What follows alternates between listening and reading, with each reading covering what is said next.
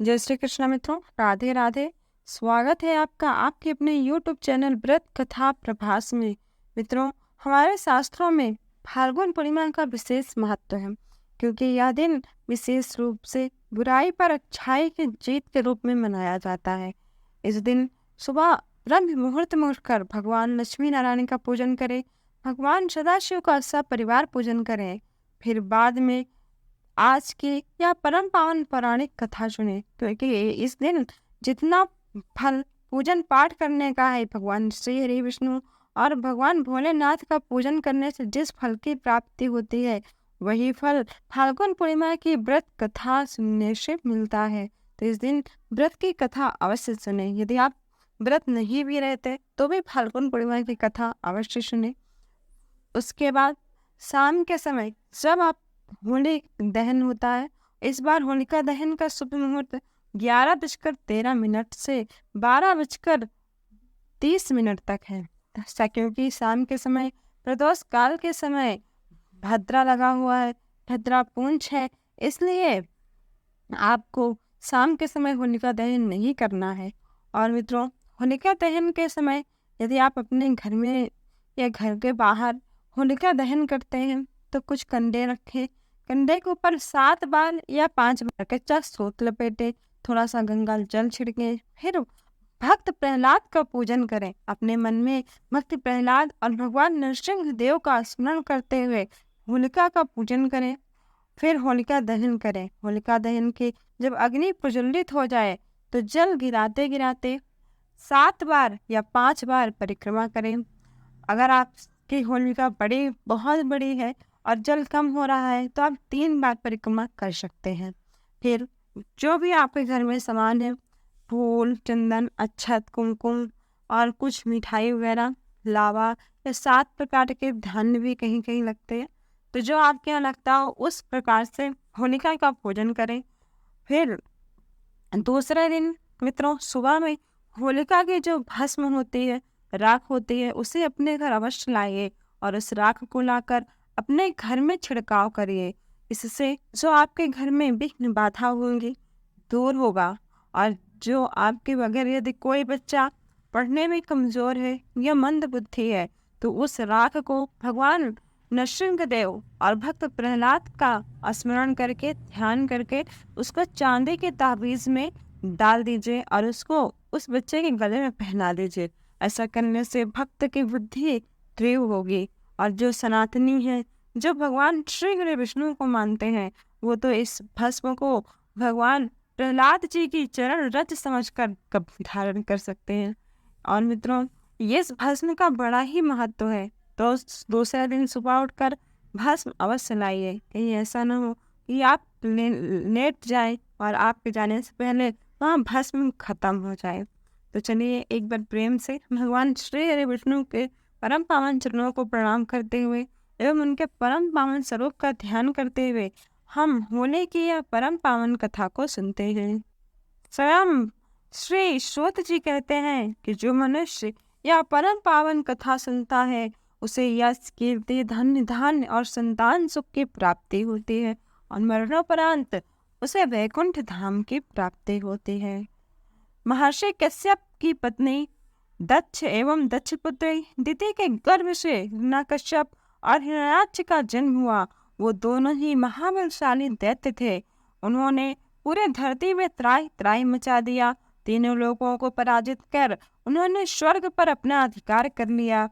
उनके अत्याचार से देवता बहुत ही परेशान हो गए और उन्होंने भगवान श्री हरि विष्णु से प्रार्थना की। भगवान श्री हरि विष्णु ने वराह रूप धरकर हिरण्याक्ष का वध कर दिया। अपने भाई की मृत्यु से क्रुद्ध हिरण्यकश्यप भगवान श्री हरि विष्णु को अपना शत्रु मान बैठा और उनसे प्रतिशोध लेने के लिए भगवान ब्रह्मा जी की कठिन तपस्या करने लगा। उधर हिरण्यकश्यप की अनुपस्थिति में देवताओं ने दैत्यों पर आक्रमण कर दिया और स्वर्ग पर अपना फिर से अधिकार प्राप्त किया। हिरण्यकश्यप की पत्नी कयाधु उस समय गर्भवती थी, जिसे देवराज इंद्र ने बंदी बना लिया। वो कयाधु को लेकर अमरावती जा रहे थे। अभी मार्ग में उन्हें देवर्षि नारद मिल गए। नारद जी इंद्र को साथ कयाधु को देख कर बोले कि देवराज इंद्र, आप इसे कहाँ लेकर जा रहे हो? यह सुनकर इंद्र ने कहा कि यह देवर्षि या कयाधु गर्भवती है। इसके गर्भ में हिरण्यकश्यप जैसे दुष्ट आत्मा का अंश है, जिसका वध करके मैं इसे छोड़ दूंगा। इस पर देवर्षि नारद बोले कि इसके गर्भ में भगवान श्री नारायण का परम भक्त है, अतः हे इंद्र, तुम इसे छोड़ दो। नारद ऋषि की यह बात सुनकर देवराज इंद्र ने कयाधु को छोड़ दिया। देवर्षि नारद हिरण्यकश्यप की पत्नी को अपने आश्रम में ले आए और बोले, हे पुत्रे, जब तक हिरण्यकश्यप की तपस्या पूरी नहीं हो जाती, तुम निश्चिंत होकर यही रहो। तब से कयाधु नारद मुनि के आश्रम में रहने लगी और उनके प्रवचनों का रसपान भी करती रही, जिसका गर्भ में पल रहे शिशु पर बहुत ही अच्छा प्रभाव हुआ। जब समय आया तो कयाधु ने एक बड़े ही सुंदर पुत्र को जन्म दिया, जिसका नाम रखा गया प्रहलाद। इधर हिरण्यकश्यप की तपस्या जब पूरी हो गई तो ब्रह्मा जी ने प्रसन्न होकर उसे मनवांछित वरदान दिया, जिसके पश्चात वो अपने राज्य को वापस लौट आया। कयाध भी प्रहलाद को लेकर अपने पति के पास चली आई। प्रहलाद जब थोड़े बड़े हुए तो एक श्रेष्ठ गुरु के मार्गदर्शन में उनकी शिक्षा का प्रबंध किया गया। एक दिन हिरण्यकश्यप अपने समस्त मंत्रियों के साथ बैठा हुआ था। तभी प्रहलाद जी अपने गुरु के साथ वहां आए और पिता को प्रणाम किया। यह देखकर हिरण्यकश्यप अति प्रसन्न हुआ और बोला कि वत्स प्रहलाद, तुमने अब तक क्या सीखा है? तुमने कौन सी अच्छी बात सीखी है? तुम मुझे बताओ। यह सुनकर प्रहलाद ने कहा, हे पिताश्री, मैंने अब तक जो सबसे अच्छी बात सीखी है ये वो है कि जो आदि मध्य और अंत से रहित है, अजन्मा है और जो इस जगत का पालनहार है, दीन दुखियों का स्वामी है, मैं उन स्वयं भगवान श्री हरि विष्णु को बारंबार प्रणाम करता हूँ। यह सुनकर हिरण्यकश्यप क्रोध से लाल हो उठा। उसने प्रहलाद के गुरु पर चीखते हुए कहा, अरे मूर्ख, तूने मेरे बालक को क्या सिखाया है? तूने क्या शिक्षा दी है? तूने मेरे शत्रु का गुणगान करने की शिक्षा क्यों दी? प्रहलाद के गुरु ने कहा, दैत्यराज, आप क्रोध को त्याग दें। ये बातें मैंने आपके पुत्र को नहीं सिखाई। यह सुनकर हिरण्यकश्यप आश्चर्यचकित हो गया और बोला, पुत्र, बताओ, तुम्हें उपदेश, ये शिक्षा किसने दी है? प्रहलाद बोले, हृदय में स्थित भगवान विष्णु ही तो संपूर्ण संसार के उपदेशक हैं। इनके अतिरिक्त कौन किसको कुछ सिखा सकता है? यह सुनकर हिरण्यकश्यप क्रोध से पागल हो उठा और बोला, अरे मूर्ख, मेरे सामने ये विष्णु कौन है? तो क्यों बार बार उसका नाम ले रहा है? क्या तो इसका परिणाम जानता है? हिरण्यकश्यप ने प्रहलाद को बहुत समझाया, मृत्यु दंड का भय दिखाकर भी भगवान श्री हरि विष्णु की भक्ति से दूर करना चाहा, परंतु प्रहलाद के मन से भगवान विष्णु की 1% भी श्रद्धा कम न हुई। इसके पश्चात क्रोधित हिरण्यकश्यप ने अपने सेवकों को आज्ञा दी कि जाओ, इस दुरात्मा को मौत के घाट उतार दो। इस शत्रु प्रेमी से मुझे कोई लाभ नहीं है। यह कपूत तो अपने ही कुल का नाश करेगा। दैत्यराज हिरण्यकश्यप की आज्ञा अनुसार उसके सैनिकों ने प्रहलाद पर तरह तरह के अत्याचार किए और उन्हें मारने का प्रयास किया, परंतु भगवान श्री नारायण की कृपा से वो प्रहलाद का बाल भी बांका न कर पाया और उसके जो भी दूत थे वो प्रहलाद जी को मारने में असमर्थ रहे।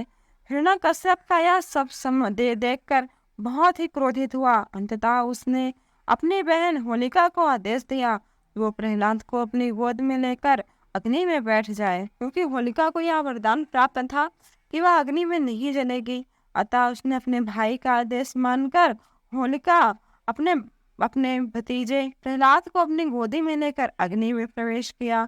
उसी समय प्रहलाद दोनों हाथ जोड़कर भगवान श्री हरि विष्णु के निरंतर ध्यान में मग्न रहे और मन में अपने नारायण नारायण का जप करते रहे। हरि कृपा से प्रहलाद अग्नि में बैठकर सकुशल बच गए, किंतु होलिका उसी आग में जलकर भस्म हो गए।